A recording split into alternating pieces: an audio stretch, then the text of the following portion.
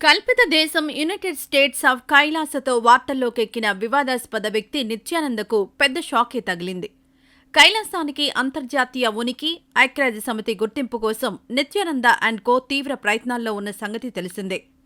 ఈలోపే కైలాసతో చేసుకున్న ఒప్పందాన్ని రద్దు చేసుకుంటున్నట్లు అమెరికా నగరం ఒకటి ప్రకటించింది. అమెరికన్ సిటీ నెవార్క్ కైలాసతో చేసుకున్న ఒప్పందాన్ని రద్దు చేసుకుంటున్నట్లు ప్రకటించింది. మేం మోసపోయాం, జరిగిన దానికి చింతిస్తున్నాం. కైలాస పరిసర పరిస్థితుల గురించి తెలుసుకున్న వెంటనే మేం స్పందించాం. దాని చుట్టూరా అన్నీ వివాదాలే.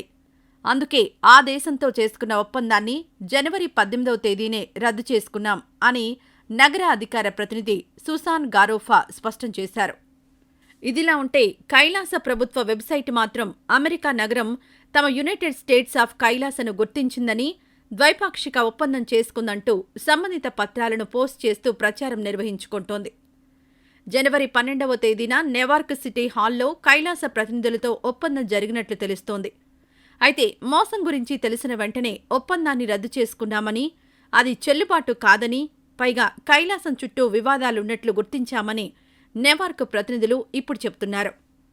అత్యాచారం, కిడ్నాప్ లాంటి కేసులు ఎదుర్కొంటూ 2019లో దేశం విడిచి పారిపోయాడు నిత్యానంద స్వామి. ఆపై కొన్నాళ్లకు యునైటెడ్ స్టేట్స్ ఆఫ్ కైలాస దేశాన్ని ఏర్పాటు చేసుకున్నట్లు ప్రకటించి జనాల్ని బిత్తరపోయేలా చేశాడు. పైగా ఆ దేశానికి పౌరసత్వం కూడా జారీ చేస్తున్నాడు. తాజాగా కైలాస తరపున ఐక్యరాజ్య సమితికి ఓ ప్రతినిధి హాజరవ్వడం తీవ్ర చర్చనీయాంశమైంది. మరోవైపు ఐరాస మానవ హక్కుల కమిషన్లో నిత్యానంద వేధింపులకు గురవుతున్నాడని, స్వదేశం నుంచే బహిష్కరణకు గురయ్యాడంటూ ఆ దేశ ప్రతినిధిగా చెప్పుకుంటున్న విజయప్రియ చేసిన ప్రసంగం, దానిని ఐరాస మానవ హక్కుల కమిషన్ కొట్టిపారేయడం గురించి తెలిసిందే. అసలు నిత్యానంద ఏర్పాటు చేసుకున్న ఈ కైలాస దేశం ఎక్కడ ఉందో స్పష్టత లేదు. ఈక్వెడార్ సమీపంలోని దీవుల్లో ఒకదానిలో ఉందని చెబుతున్నప్పటికీ నిత్యానంద తమ దేశ పరిసరాల్లోనే లేడంటూ ఈక్వెడార్ ప్రభుత్వం ప్రకటించింది.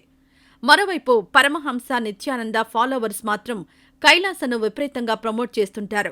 అంతర్జాతీయ ప్రతినిధులను కలిసి ఫోటోలు, వీడియోలు షేర్ చేస్తుంటారు. ఇక సోషల్ మీడియా కైలాసం మీద నడిచే ట్రోలింగ్ గురించి ప్రత్యేకంగా చెప్పాల్సిన పని లేదు.